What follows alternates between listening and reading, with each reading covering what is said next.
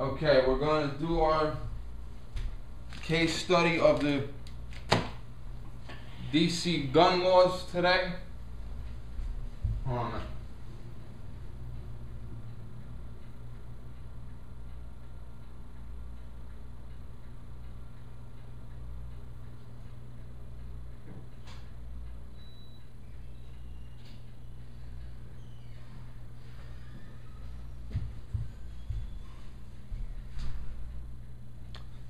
The air conditioners are on throughout the house. I don't think you can hear the air conditioner on the video, but it distracts me. So, Washington D.C. had a 30-year ban on handguns, which meant a law enforcement officer had their duty handgun and had the ability to carry it concealed. No one else had a handgun, period. Now, people that bought their handgun the day before that city ordinance went into effect could keep their handgun, but they couldn't buy a new one. And let's face it, how many people were living in DC that were old enough to buy a handgun in the 70s, bought one, and had it registered still? Not many. And if you registered a handgun in DC in 1969, you were legally allowed to keep that one when the ban went into effect in the 70s, but you couldn't buy any more. Now, the people of DC said this is disgusting because we should be allowed to buy handguns and register them and use them as our home defense weapon. Also, rifles and shotguns had to be disabled. And the law literally said they must be disabled so you cannot use them for defense. That is literally what the law said. Now, tell some 65-year-old woman that has arthritis in both hands that she can't use a handgun or any gun to defend herself when someone my age is breaking into our house with the intention of doing physical harm to someone.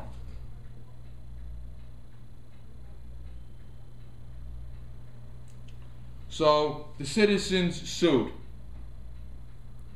And a lower federal court sided with the citizenry.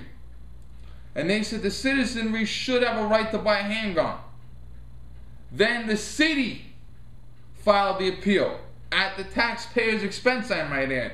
And the city went to the Supreme Court and asked the Supreme Court to overturn the lower court's ruling and allow them to keep their bullshit handgun law in effect. 5 conservative justices said no, and they gave reasons. You know, a handgun can be held in one hand while the hand dials the police. The handgun can be used by someone that does not have physical upper body strength to move a long gun, to use a long gun. The handgun is more difficult to wrestle away than a long gun. Handgun can be stored in a place where it is accessibly ready. You know, don't forget, long gun and handguns like this, long guns like this. What can you store more easily? And I added on my own little thing, you know, about moving in and out of tight spaces, holding a flashlight in the other hand, holding the suspect at bay with the other hand, opening doors, closing doors, setting off the alarm, stuff like that. Moving a family member out of the way. You might have to hold a baby. You might have to hold a baby. You might have literally to run into a room, grab your baby, pick your baby up in one arm, and hold the handgun in the other. I say it all the time. Guy breaks into your house, stay in your bedroom and keep the door closed. But if you have a little baby in the nursery, you gotta go get him. So you sometimes need 2 hands. And the long gun, okay, so it may not be feasible. Some people use handguns, some use rifles, some use shotguns. Some use pistol caliber carbines, which are rifles that shoot handgun ammunition. Some use tactical rifles and chambered in .5.56. Some guys use 12-gauge shotguns. Some guys use 20-gauge shotguns. You know, it all depends on your personal preference. But completely denying a citizen the right to own a handgun and denying them the ability to have a firearm ready for defense is bullshit. Because criminals listen. And when you say publicly, no one in this entire city owns a handgun, And if anyone in this entire city does own a long gun, their long gun has to be disabled at all times so that they cannot use it to defend themselves. Okay? That is blood in the fucking water. Okay? That is blood in the fucking water. You might as well tell a serial killer that there's a bunch of 16-year-old blonde-haired, blue-eyed girls in a house and they're all alone. That is literally what it is. These guys are fucking predators. They are predators. And like I said in my other videos about gun control in the inner city, you know, how gun control works in the inner city, gun control is racist, I'll put those videos down in the link. Okay? The politicians in DC have their bodyguards 24 hours a day, armed guards. So, who are the criminals going to go after? The people that aren't armed. And even if you do have a rifle or a shotgun, if it's unloaded, field strip, locked in a safe somewhere on the other side of your fucking house, it doesn't make a difference. I'm here. I have a long gun in my bedroom, unloaded, field stripped, and trigger locked. The son of a bitch comes in the window and charges at me. That gun might as well not be there at all. Now, Emily Miller from the Washington... was it Washington Times?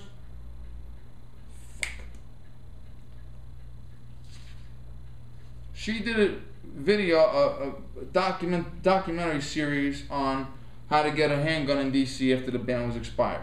Now, here's the issue. There are 17 steps to getting a handgun in DC. You have to go to the police department, which shares, it's like a giant fucking government building. You have to go to the police department in that building. There's the only DC legal gun dealer, we'll talk about him in a minute, and the DMV and the police department all together in one building. You gotta go there on a weekday, which means you gotta take off from work or school. School if you're in college, you know, I don't expect like elementary school kids to go and get fucking handguns. Okay? You have to go to the police headquarters. There's an officer there. You gotta pick up a stack of fucking forms this high. Bring them home, fill them all out, get them notarized, all the bullshit, yada yada yada. Find the DC certified instructor for a firearm safety course. Now, you are legally not allowed to teach the course in DC. You have to literally leave the city in order to take the course. The course involves classroom instruction and live firing, which is actually a good thing. I prefer that. I prefer you sit down with a professional instructor, learn how to responsibly handle a weapon, and demonstrate for him his gun, your ammunition, your money, demonstrate for him basic functions. Okay? You should learn how to use a gun just like you learn how to use a car. Okay? There are very few pieces of equipment in this country, my friends, that you can legally touch without some type of trainer helping you. Whether it's a driver, whether it's a car, or a gun, or a forklift, or a crane, you should have some kind of professional training, okay? Because that's when accidents happen. And I've never heard any logical person say we don't need gun training. A couple of fanatics may say that, but not logical people. You have to leave DC to get the course done. They gave her a whole sheet, literally a sheet of over 40 names on it, and she had to literally call every single person. It was a name and a number. And more than half the people that she called didn't get back to her, out of business, moved away, number not available, no website linking, no what is the credential of this person, nothing. And some of the people taught the course in their own house. Now, Emily Miller is 5'2". First of all, I'm a man and I don't want to go over your house if I don't know you. But picture a woman going over a man's house alone to sit down with him for 4 hours. Then getting up, going to a car and either getting in her car and following him or getting in his car and going to a shooting range. How many women do you know willing to sit down in a man's house that they just met for 4 hours and then get up and go with him somewhere to another location? Rape alert. I'm fucking serious. So you gotta go to Virginia or Maryland to go to a professional class, because it's illegal to teach it in DC. Long story short, Emily ended up finding an instructor in Maryland, professional office, storefront windows, and she followed the woman. She went in her car, the woman went in her car to the range to shoot. The woman is a retired police officer. So she felt very, very physically comfortable being in a room with a retired police officer, a female, in a nice office, in a nice building that is clearly marked with lettering on front. There was literally a fucking guy that wanted her to come with him to his basement. Probably dressed up like his own mother and get her in the shower or some shit. Jesus fucking Christ. 4 hours class instruction, which is not bad. I had to do that up here in New York. Have the instructor fill out the forms. Let's face it, you take an instruction class, you gotta get a notification from them. Provide proof of provision. Her driver's license. You may have a non-driver's ID. There are a lot of people that never get a driver's license and have a non-driver's ID. You could literally be blind and get a non-driver's ID. So if you have a driver's license, hopefully you'll use that. If not, you may have to take an eye test at your expense somewhere. Probably from a doctor. Proof of residency. License. Okay? You could use your driver's license. You could probably use a bill that came to your house that said, you know, cable bill, your address with your name on it. 2 passport photos she had to get. Study DC's gun regulations for a test. I had to take his test too. My test was administered by the city range instructor. Her test was administered by the police department. Not a big deal. 20 questions, not a big fucking deal. Multiple choice. Be fingerprinted, also not a big deal. Pay fees totaling $60. Buy the gun. Arrange a meeting with DC's only gun dealer. He's in the building. His name is Charles Sykes. He charges $125 per gun registration. Before you freak out over that, this man doesn't make a lot of money. You figure he gets $125 per gun registration, he's probably driving a fucking Mercedes. Not that much business for him. Have him fill out a couple of forms. Take the application back to the office. Wait 5 days for approval. After 5 days, wait another 5 days for him to release the gun. It's actually a 10-day waiting period. Pick up the gun from him. Now, how do we get a gun? Drive the car to the dealer, go and pick out the gun and buy it. How do they get a gun?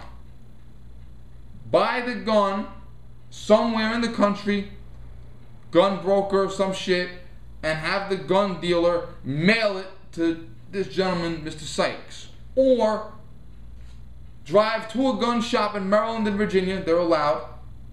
Buy the gun, have Mr. Sykes get in his car and drive to the gun dealership. He'll pick up the gun, he'll bring it into DC, he'll hold it in his office, and he'll sign it over to you. Charles Sykes is the only person, with the exception of a law enforcement officer, that may legally buy a gun in another state and bring it into DC.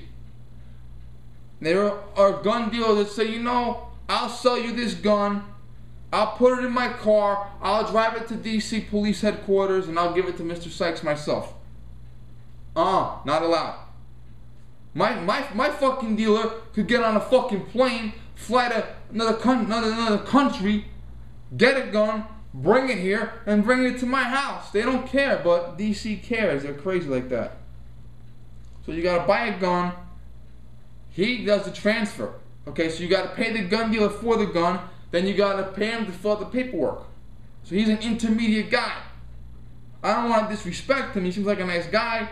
He's as frustrated as everyone else is with the gun laws, but it's kind of stupid that I have an intermediate guy. I would much rather give this guy a store, give him the guns, and tell him, sell the gun yourself. But no. Now, read Emily Miller's story, Emily Gets Her Gun. Go onto Google and go Emily Gets Her Gun and look it up. Now,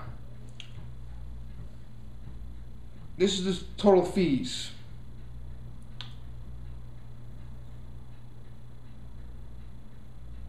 $125 for the transfer, you got that already. $225 for the class. $35 for the range fee and ammunition. Passport photo, $20. $35 for fingerprints. $13 for gun registration. $12 for ballistic testing.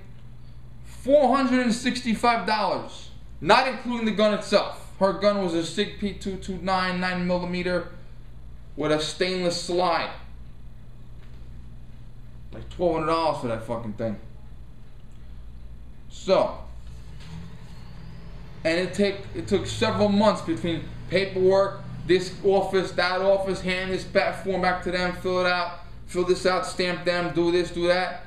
She had to go in, dump off the paperwork, go to Charles Sykes, have him fill out another form, go home, come back 10 days later, and then get the gun.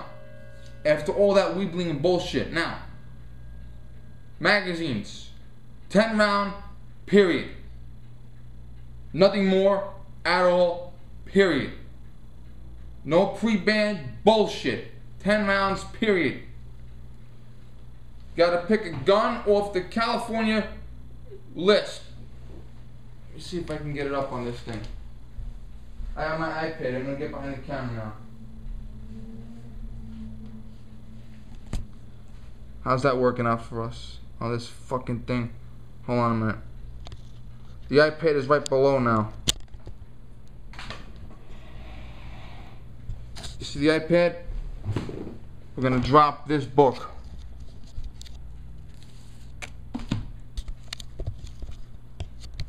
And this book.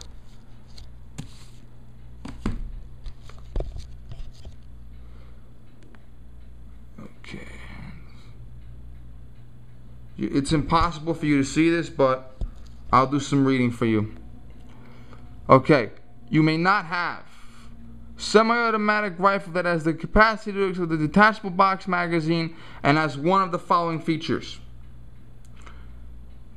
pistol grip, thumb hole stock, folding or telescopic stock, grenade launcher, flare launcher, which is class 3 weapon anyway, flash suppressor, forward vertical pistol grip. Your handgun may not have a threaded barrel, a flash suppressor, a forward hand grip, which is a class 3 weapon anyway, silencer, which is class 3 anyway,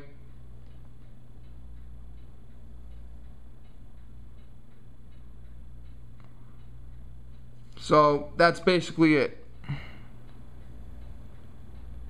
You know, you can't fucking see this anyway. Why don't even bother? Hold on a minute.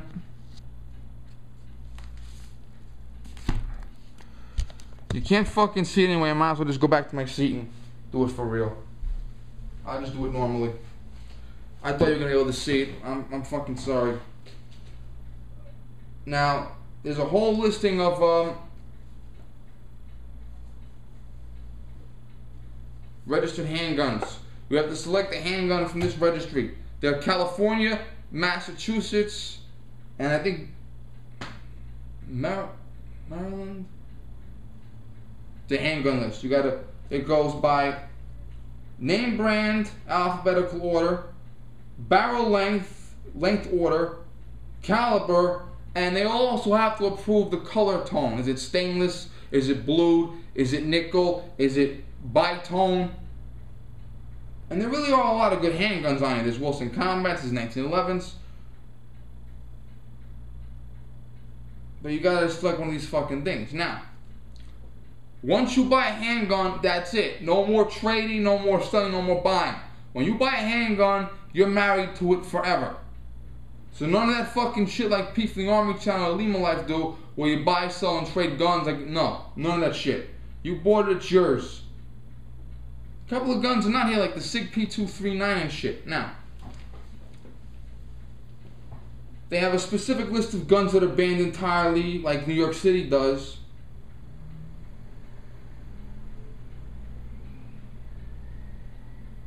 You know, HK. I do not see the Mini 14 here. I think it might be legal to get a Mini 14 ranch model without a flash suppressor, with a 10-round magazine, I think. Now, pistol caliber carbines. Most pistol caliber carbines have pistol grip, so they're off. If you found a Camp carbine or that Ruger pistol carbine that are no longer in production, you might be able to buy them because they have no pistol grip, but you have to check. New York City has a 5-round mag limit on rifles. DC does not. So if you're buying a rifle in DC, you're better off than in New York City. Because New York City rifle has 5 rounds, DC rifle has 10 rounds. Hey. Now here's the issue, and Emily Miller brings this up. Remember I talked about how gun control infringes on the poor? How does a person without a car in DC do this? They have to go to either Virginia or Maryland to take the class, because you're not allowed to learn it in DC. They'd have to take cabs and trains to and from. Let me check the power hole in a minute.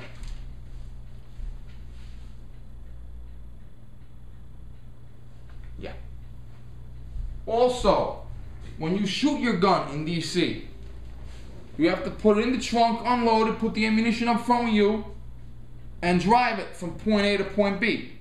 Now, they have a gentleman's agreement that you can go into Maryland or Virginia to shoot at the ranges. If you have a trunk, lock it in the trunk. If you have an SUV, put it in the cargo hold and put a lock on the case. So, carjackers can have a lot of fun in DC. Now, you gotta drive up to an hour and a half away to get to the fucking range, whereas I gotta go 5 minutes, literally. How often are you going to get to the range to practice? If you're poor and don't have a car, you got to call a cab, have a cab drive you with the gun in the trunk of the cab to the metro station, pray to God they allow you on the train. I know that you're allowed to bring a gun from the... Emily Miller brought her gun back from the police headquarters on the metro. But are you allowed to get on a train in DC and go into Maryland, Virginia? Good question.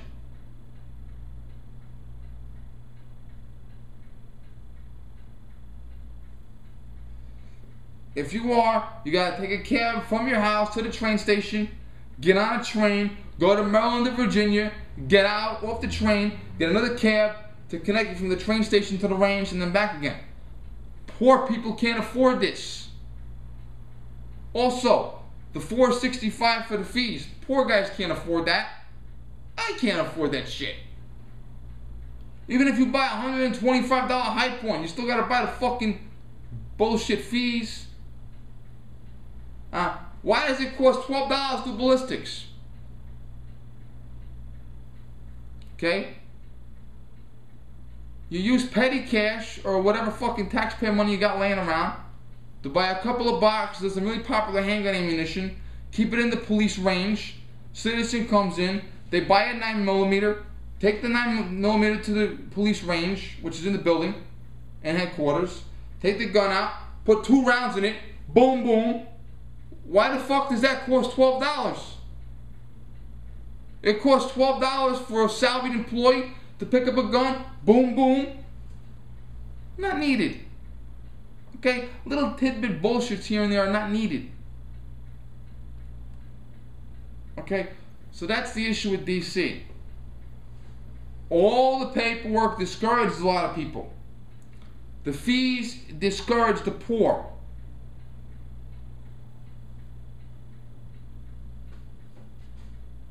And what's with all the bullshit about... And on top of that, a lot of gun manufacturers outside the state don't want to mail you the fucking gun.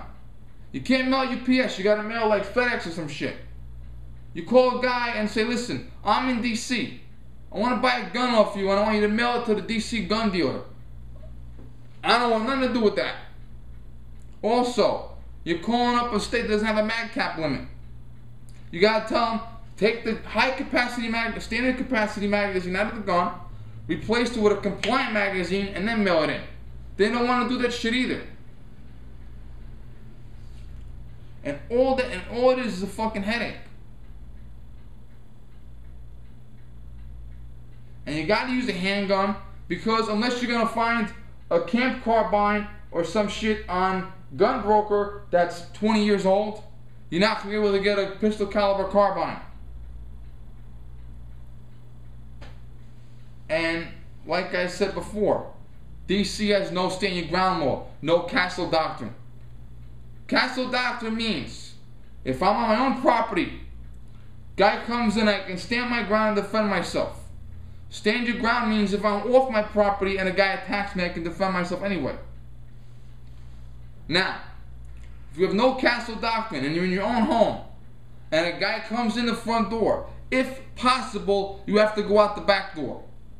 If it's not possible, you can't get out, you gotta defend yourself, then that's that. But if possible, you gotta get out.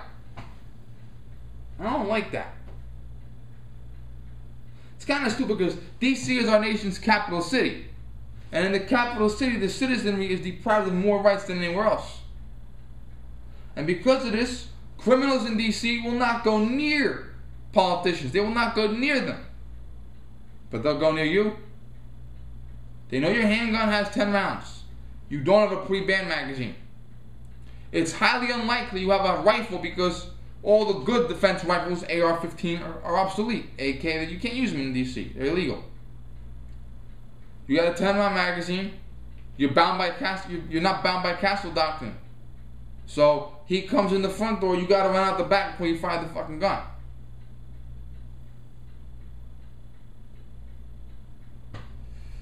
The only good thing about them is they do have a right to go into Maryland or Virginia with a gun. Handshake agreement on that. Because there's no legal gun in the city. No legal range in the city. Even fucking New York City has legal gun ranges. So, well, that's it. That's pretty much it. But it's something to be aware of. What are you gonna do? What are you gonna fucking do? Hey, at least they got fucking handguns now. At least they're allowed to have the gun unlocked and ready at all times.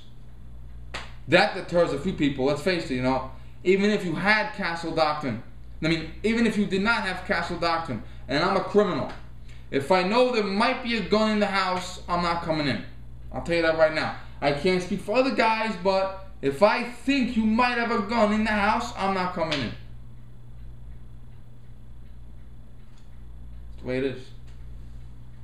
But what do the criminals do? They go to the bad neighborhoods, because in the bad neighborhoods, the poor guys can't afford the fees, can't afford to go to the ranges, so they don't have guns in the bad neighborhoods.